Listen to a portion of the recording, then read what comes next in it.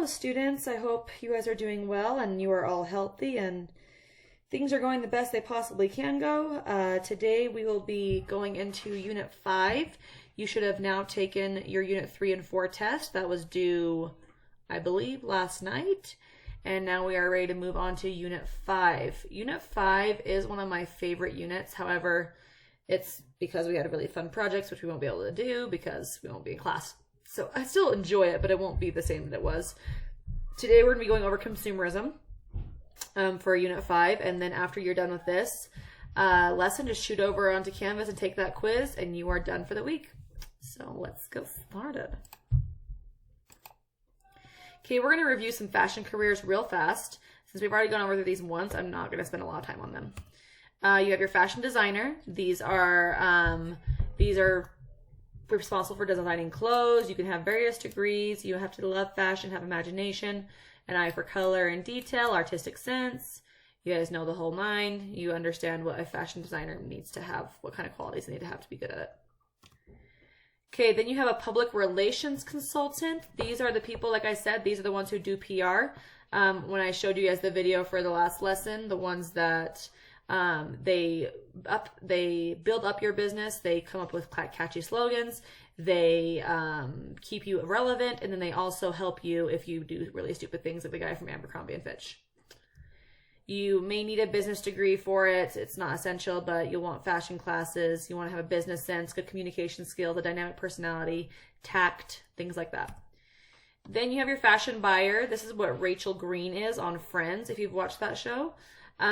You are responsible for ordering stocks of clothes for shops, especially in larger chain stores. She worked for Bloomingdale's and Ralph Lauren. It's not essential to have a degree, but it does obviously make you more employable with fashion merchandising degrees and maybe business courses, retailing courses, that kind of stuff. You must have an interest in fashion, a strong color sense, an eye for detail, good business sense.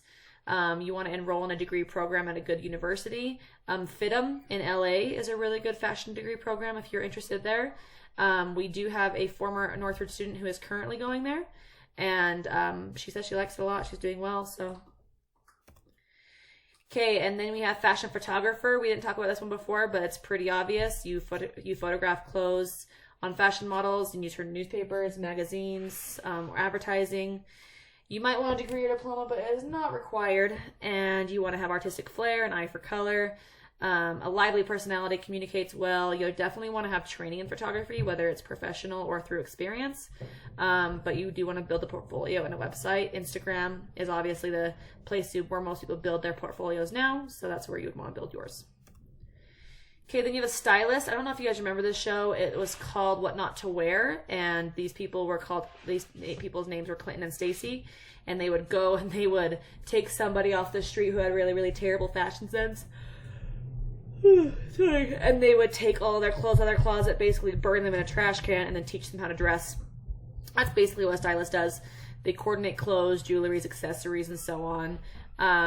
They love fashion. They have a good color sense. They have an eye for detail. They're very energetic. That sort of thing. Okay, then you have a teacher of fashion design or illustration. I am a teacher of fashion. I have a degree in family and consumer science education. So because I have a degree in family and consumer science education, I can also teach fashion, but you can go higher up in fashion as well. You want to have artistic flair, a love of fashion, awareness of trends, enthusiasm, patience, and the ability to communicate, so on and so forth.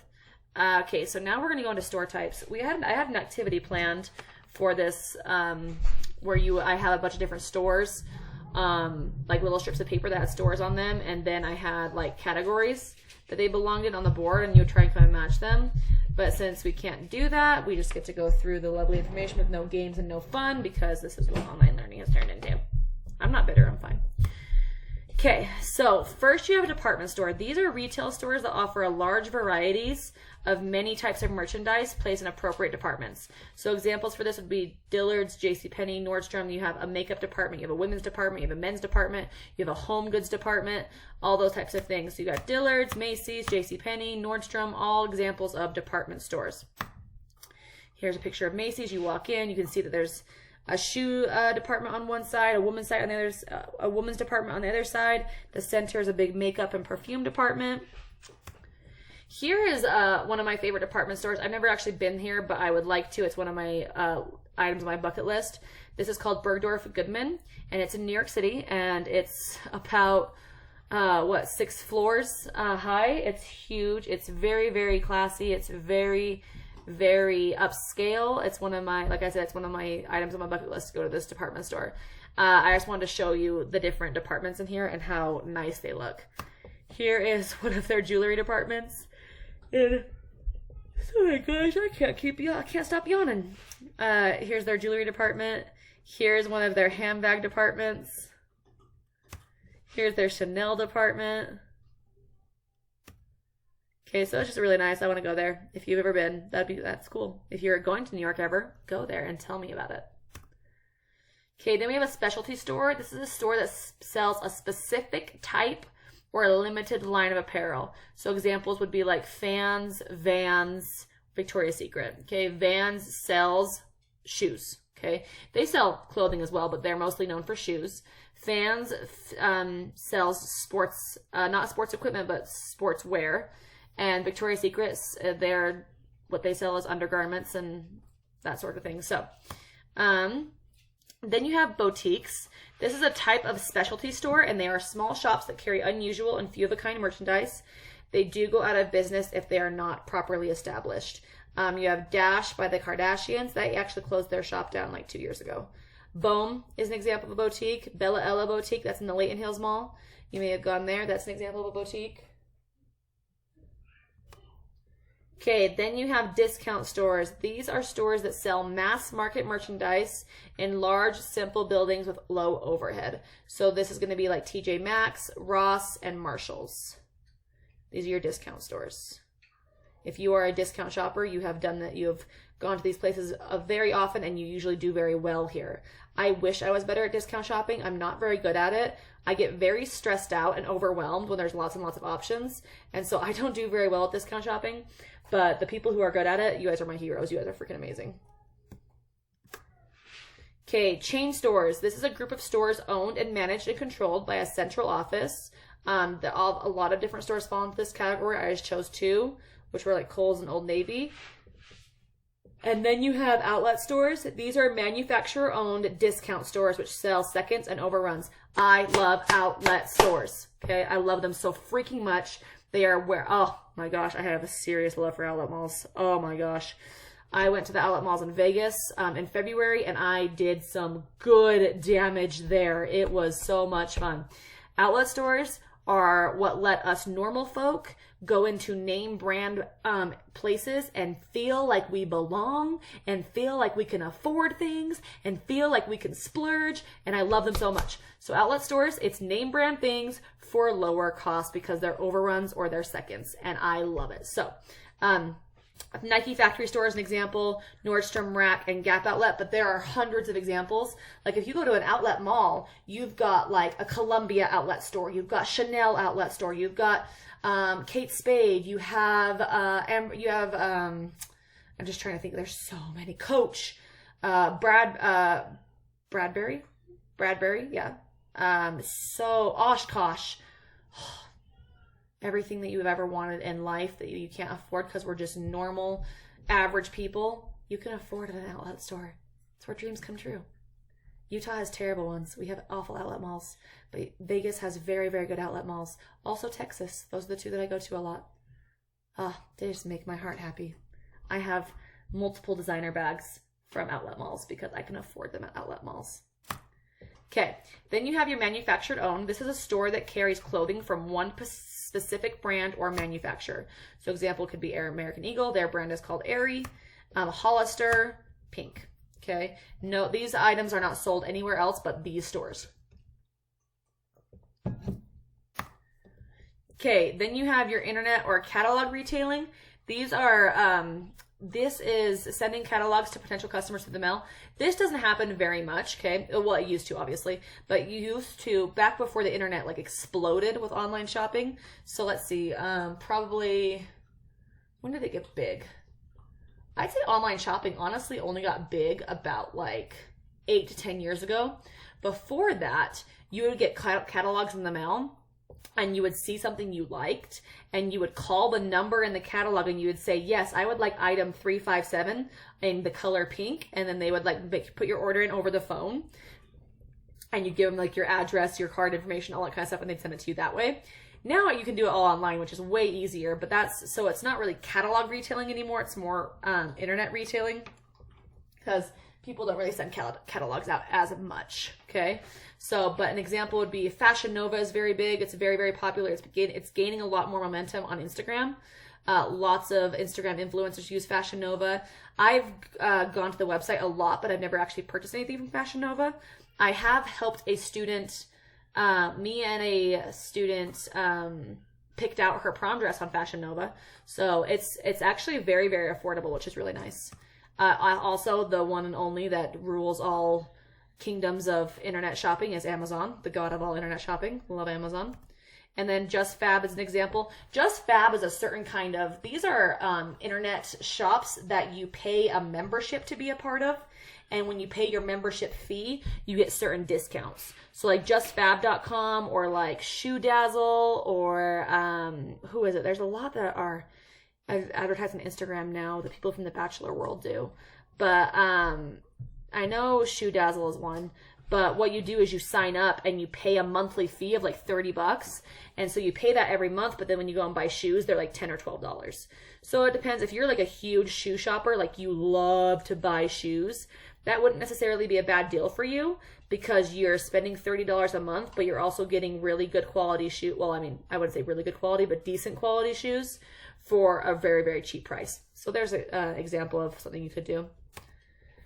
All right, let's talk about when you want to shop. Okay, there actually is a strategy to when you want to shop and when you want to spend your money. If you want a wide variety of colors, sizes, and styles, make sure you shop early in the season. That's when you're going to get the majority of your options. If you guys have ever noticed when like you walk into Target, you'll notice that they get their swimsuits out in like February. That's when they're going to have all their swimsuits, okay? They're going to have all dozens options with all the sizes, all that kind of stuff. However, when they're brand new, they are full price. So there's positives and negatives. If you want lower prices, you can shop late in the season. So like as an example, you can go buy your swimsuits in August and they're going to be maybe 75% off, but you're going to have to dig a little bit more and you're going to have to be able to find your size and a certain kind you want because they're going to be a lot more sparse towards the end of the season. When you need a specific item, shop ahead of time. Morning hours are the best to shop. And new merchandise comes in on Tuesdays, if you guys didn't know that. So if you have an item that you're specifically looking for, Tuesday morning is going to be the time that you want to go in and try and find that. Hang tags. These are detachable signs, and you can find the price, size, brand name, and warranty are found on hang tags. These are the ones that are usually made out of like cardboard or a thicker paper. Sometimes they're made out of leather, fabric, that kind of stuff, and they are attached to the clothing. And they usually have the name brand on them. And there's just a few that I showed on the pictures that some look like. And then you have care labels. These are a little bit different. These are permanently attached to garments. And they're on the inside where they do not show. And they're usually made of ribbon or cloth. Sometimes they're printed onto the clothing if they don't have a ribbon or cloth. And by law, a label must include the fiber content of the items. So as an example, the ones I showed you right there, those all say at the very top 100% polyester. It is required by law to have the fiber content on a care label. Packaging, you're not going to see this very much unless you are a huge online shopper or you work in retail, because normally if you go shopping at stores, the clothes are going to be hanging up, they're going to look nice, or they're going to be folded really nicely. Packaging is what it comes in before it's set out, or if you shop online. So packaging is the covering, wrapper, or container in which some merchandise is placed. And now we're going to talk about purchasing influences. People will buy things for conformity. They want to fit in. Peer pressure. I am very, very good at this. I can get anyone to buy almost anything very quickly. I convinced my sister to buy a whole dining room set in about 3 minutes yesterday when I was surfing Amazon. So I'm very talented at this. For social reasons, you just go shopping to be social with your friends and then you end up spending money. Individuality, you want to show your individuality through what you are purchasing, what you wear. And now advertising. Advertising helps the consumer make an educated guess by showing the buyer the cost. How much does it cost? What is the clothing used for? Okay, so as an example, this advertisement I have showing from Kohl's, you can see that it is every item shows you how much price, what it costs. Like the sweater is $19.99, the vest is $14.99, the other sweaters are $9.99, the flannels are $14.99. These are all under $20. It also says you can get $15 in Kohl's cash, and it obviously shows you that these are used for the winter season because of how it's advertised with the snow on the side, and obviously that's winter clothes. Okay, quality. Judging the quality of a garment includes basic construction, seams, and matching stripes and plaids. You can usually tell if an item is really, really cheaply put together or if it's put together with good quality based on those items.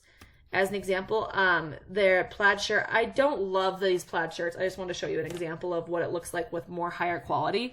This plaid shirt on the top, you can tell that every plaid, like I said, this is not my favorite shirt. I'm just showing you that example. This plaid, you can see that every single piece is sewn together so that every line matches up where it's supposed to match up and it looks even. Like you can't even tell this shirt has pockets because the plaids match up so perfectly. When I was in my advanced sewing class in college, we had to make a plaid shirt where we matched the stripes and plaids up.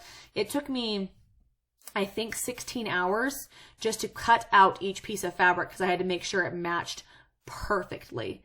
Okay, and then it took me another 70 hours to sew it. It was a nightmare. But that would be an example of a highly, a well-constructed piece of clothing. Whereas a plaid shirt on the bottom, you can tell the plaids don't match up. It was not cut out a specific way. It was cut out quickly and sewn together. Also, you can tell if, how buttons are sewn on and fasteners are sewn on. If they're barely hanging on by a thread, you can tell it was made very cheap. If the buttons are very sturdy, it was made a little bit with better quality. Okay, let's talk about cost per wear. This is how many times you estimate wearing this item, and you divide the cost of the item by the amount of times you plan to wear it. So as an example, if you go and you fall in love with a leather jacket and it is $120, and so you sit there and think to yourself, is $120 worth this leather jacket? You think about it. Am I going to wear this leather jacket every single day during the winter? Am I going to wear it once? Am I going to wear it 300 times? Am I going to wear it for 5 years? However many times you're going to wear it, is it going to be worth the cost? Okay. If you're going to buy a pair of $300 shoes and wear them one time, it's not necessarily really worth the price. So like as an example, I picked a pair of Air Jordans. Average cost of Air Jordans around $180. If you wear them 50 times, it costs you $3.60 each time you wore it. Basically cheaper than your coffee you guys buy at Starbucks. Then you have an example of like a Vera Wang wedding gown, which costs, this is a low end by the way, an $8,000 Vera Wang wedding gown you wear one time. It costs $8,000 each time you wear it. So it just depends on what you want to spend your money on. Just for funsies, I wanted to show you guys some of the most expensive celebrity wedding dresses. We start out at a low end with $20,000 for Julianne Hough's wedding gown. It's a custom Marchesa gown, and her husband got married like 2 years ago. There's a lot of speculation going on. They might be getting divorced. Who knows? They're just quarantining separately, which is weird. But that dress cost $20,000. And like I said, we're starting at the low end. We're going to keep going higher. Christina Aguilera spent $30,000 on her wedding gown. It was a Christian LaCroix gown, and the couple divorced 6 years later. I put their marriage times in here because I want you to show how long their marriage lasts compared to the expensiveness of their gowns. Here we have Princess Diana. Her dress cost $34,000. It contained 10,000 pearls, and the couple divorced 15 years later, which was actually a good thing because her husband was not a nice man. Watch any documentary on Princess Diana and you'll realize how awful her husband was. Anyways, so her dress, this is in the 80s, so you have to remember that, yes, obviously you look at it now and you're like, ew, gross, but in the 80s, this was the dress. Like, it was the most gorgeous, handcrafted piece of material ever created. It was beautiful. 10,000 pearls are in that dress. Okay, then we have Pippa Middleton. This is Kate Middleton's sister. Her dress cost $40,000 and it is gorgeous. She married a multi-billionaire in England. Okay, like a billionaire. So her $40,000 didn't really set her back too far. Then we have Jennifer Aniston's. This is weird because I've tried to look and I cannot find, there are like no wedding pictures that exist from Brad Pitt and Jennifer Aniston's wedding. This is the only photo that there is from their wedding. And so you can't even really see her dress, but it cost $50,000. It's a Lawrence Steele gown. And the couple divorced 5 years later when he cheated on her with Angelina Jolie. Fun fact for you. Okay, then we have Katie Holmes. Her dress is a Giorgio Armani. They got married in a cave. And her dress is $50,000, and they got divorced 6 years later because Tom Cruise is kind of a weirdo. These are all my personal opinions. Okay, then we have Kim Kardashian. The iconic wedding of Kim Kardashian. She wore 3 Vera Wang wedding dresses for her wedding to Chris Humphries, costing a total of $75,000. So each dress cost around $25,000. Why she had to wear 3, I'm not 100% sure. It's actually very popular for women, especially if you're wealthy, to wear 2 wedding dresses. You'll wear a super tight fitting dress, like during your ceremony, and then you change it to more of a loose, sheer, like party dress for your reception. Not an uncommon thing for people to do. However, Kim Kardashian wanted to, upgrade that, and she decided to throw in a 3rd dress for whatever reason, and they cost $75,000. The couple divorced 72 days later. Wonderful. Then we have Beyonce. Her dress was designed by her mom, so no one really knows how much it cost, but it's worth around $80,000. Okay, then we have Victoria Beckham. This dress was created in the 90s, and it cost $100,000, but her and David Beckham are still married, so I guess it's worth it. Okay, then we have Meghan Markle. She just married Prince Harry a couple of years ago, and she had her dress created by the Givenchy Fashion House, and it cost $340,000. And I'm not going to lie to you, it's not my favorite gown. I was really excited to see what her wedding dress looked like when I woke up that morning, because obviously our time changes are different, so they got married in the middle of the night on our time. And so when I woke up the next morning, I was like, oh, I can't wait to see her dress. It kind of underwhelmed me, but that's just my personal opinion. I think she's gorgeous. Okay, then we have Amal Clooney. She married George Clooney, and her dress was designed by Oscar de la Renta, who is my favorite designer when it comes to wedding dresses. His dresses are absolutely breathtakingly gorgeous, and hers cost $380,000. Okay, then we have Princess Kate. She married Prince William. And her dress cost $400,000. This dress is gorgeous though. Like when she first stepped out of that car and everyone saw her dress, like everyone was like, holy crap, this dress is absolutely breathtakingly gorgeous. I love Kate Middleton's dress. Okay, and then we have Kim Kardashian. She makes the list twice. And this time for her wedding to Kanye West, she did just wear 1 dress. So that's good for her. She decided to tone it down a little bit. However, her 1 dress cost $500,000 paired with $40,000 heels, of course. Because if you're going to have $500,000 dress, you got to have $40,000 pair of heels. Okay, that ends out, because we can't do our next assignment. Oh my gosh, please excuse my dog chewing on her squeaky toy. It's so annoying. Anyways, that concludes our lesson for today. This is when we would go into our 3D printing design assignment, which was going to be really fun. But since the school closure, we can't, so I'm very sorry for that. My dog is so annoying. Winnie! Go ahead and shoot over and take the quiz and have a wonderful rest of your week. I love you all. I miss you all. Stay strong. You're the best. My heart hurts for you. Bye.